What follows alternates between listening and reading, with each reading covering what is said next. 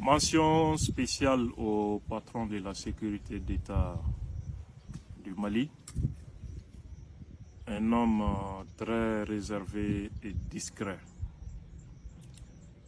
Les Maliens s'attendaient à une posture de fermeté à l'égard de certains de nos voisins. Modibo Koné a agi conformément aux normes en la matière. Aujourd'hui, le pouvoir mauritanien, je ne vais pas entrer dans trop de détails, mais que les Maliens sachent seulement les résultats de la diplomatie des services secrets maliens, qui soient salués ici, les camps de réfugiés qui sont en Mauritanie et qui servent de base arrière aux hordes terroristes qui opèrent au Mali depuis une décennie déjà, ont reçu des instructions fermes, des avertissements clairs de la part des autorités mauritaniennes qui ne veulent plus jamais voir les drapeaux de la République fantasmagorique de l'Azawad sur leur territoire. Les autorités mauritaniennes ne veulent pas entendre parler des discours hostiles au Mali à partir de leur territoire. Même son de cloche du côté de l'Algérie qui a clairement indiqué aux leaders terroristes de Kidal que les drapeaux de leur république imaginaire de l'Azawad est interdit clairement. Les autorités algériennes te voient avec ça, on te met aux arrêts immédiatement. Les blessés de guerre qui sont à Kidal, qui encombrent d'ailleurs les locaux, ont vu se voir refuser l'accès à l'Algérie pour se faire soigner. Mais beaucoup de familles embarquent désormais pour fuir vers Borj Belmokhtar, une Walid sur le territoire algérien. Ça se comprend. L'Algérie dit qu'elle ne veut pas avoir de problème avec son voisin malien. Le président Tebboune avait récemment effectué un déplacement en Russie pour aller insister sur la nécessité de l'application de l'accord d'Alger. Je pense que l'Algérie, la Russie a dû être clair pour lui. Et donc cela aussi doit être retenu. Et félicitations seulement au service secret malien. Sur le terrain, les nouvelles sont très bonnes. Elles sont même excellentes. Hier, vers 16 h,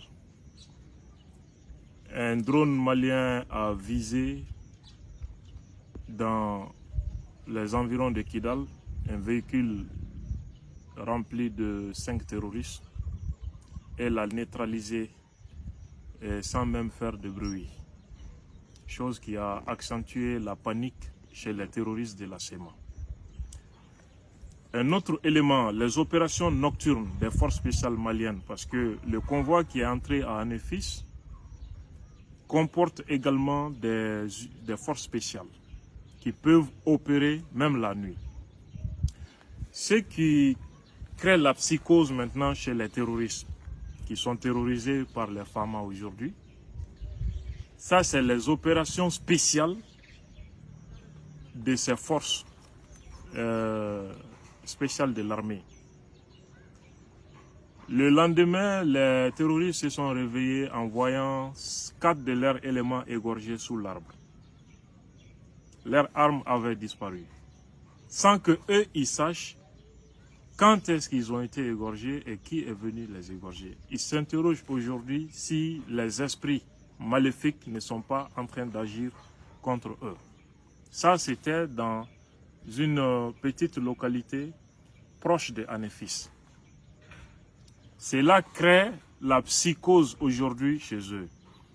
On va leur dire qu'aucun génie malfaiteur n'est venu en renfort ou comme supplétif à l'armée malienne.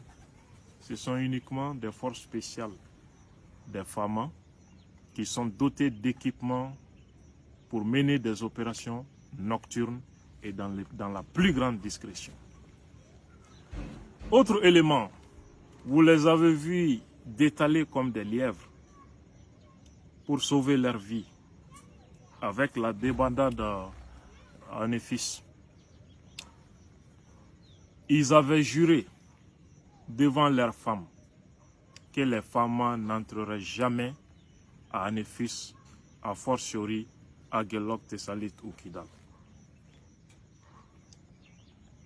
Le colonel Sadio Kamara aussi avait juré que l'armée malienne prendrait tout son territoire contre vents et marées. Et les voir fuir comme ça à Anéfis était une grosse humiliation. Parce que dans le milieu Touareg, pour qui connaît les Touaregs, quand on jure devant sa femme pour faire quelque chose, on préfère mourir que de ne pas accomplir ce serment. Parce que dans l'hypothèse où le contraire se produirait, la femme risque de composer un poème pour tyranniser. Et pour qui connaît la culture des Touaregs, si une femme te fait ça, c'est de nature à porter un grave préjudice à ton honneur et à ta considération sociale. Même tes propres enfants auront du mal à pouvoir épouser une femme. Parce que le déshonneur est trop grand. On préfère la mort à ça.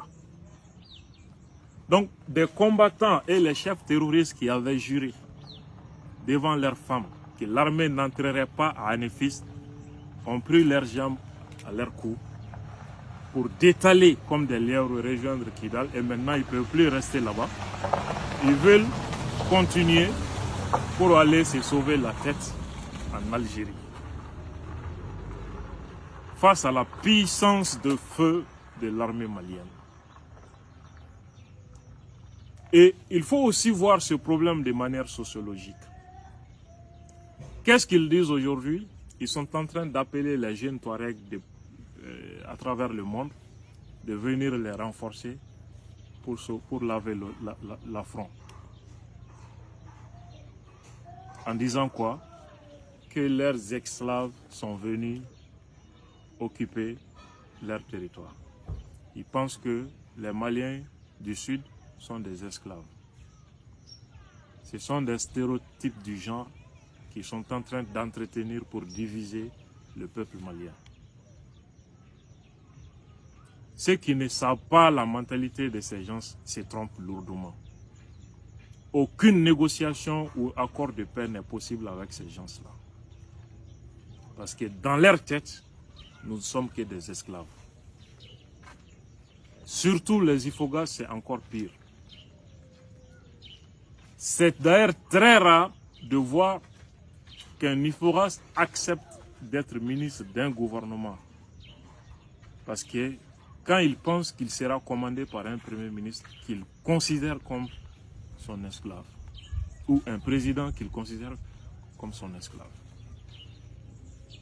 Sociologiquement, quand tu analyses cette crise, tu vas te rendre compte que ceux qui parlent de paix n'ont encore rien compris à cette crise, ou de dialogue ou négociations, etc.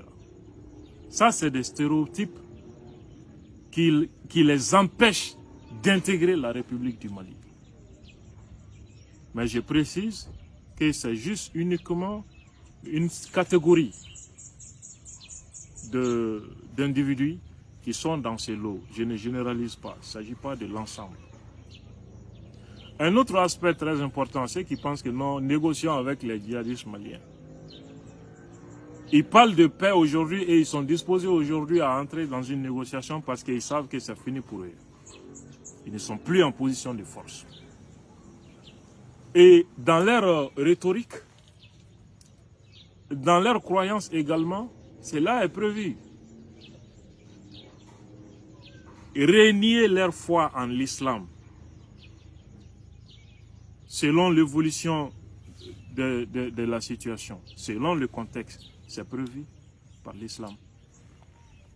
Mais dans leur cœur, rien ne change. Ils les renient avec restriction mentale.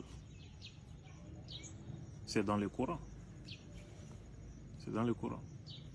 Ils sont capables de dire que non, on ne reconnaît plus le djihad. Ils peuvent même dire qu'ils ne se reconnaissent même plus dans l'islam. Pour te berner, te tromper. Mais le verset coranique a une histoire et un contexte déterminé. Et ils utilisent ça aujourd'hui pour faire du mal. Pour entretenir, ériger ça en système de guerre. Ils sont capables de tenir n'importe quelle parole douce devant toi sur la base de l'interprétation de ce verset. Te faire croire tout et jurer sur tous les saints pour que tu crois à leur sincérité afin de te détruire. C'est prévu par leur texte sacré.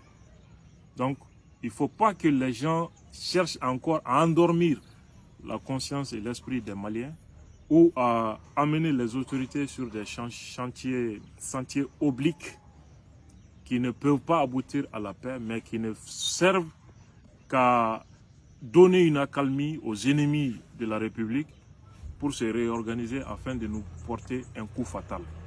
Donc, si la paix doit se faire, elle ne sera possible qu'avec l'action d'une armée républicaine déterminée, bien formée et bien équipée. Donc, c'est ce que j'avais à dire. Et wassalam.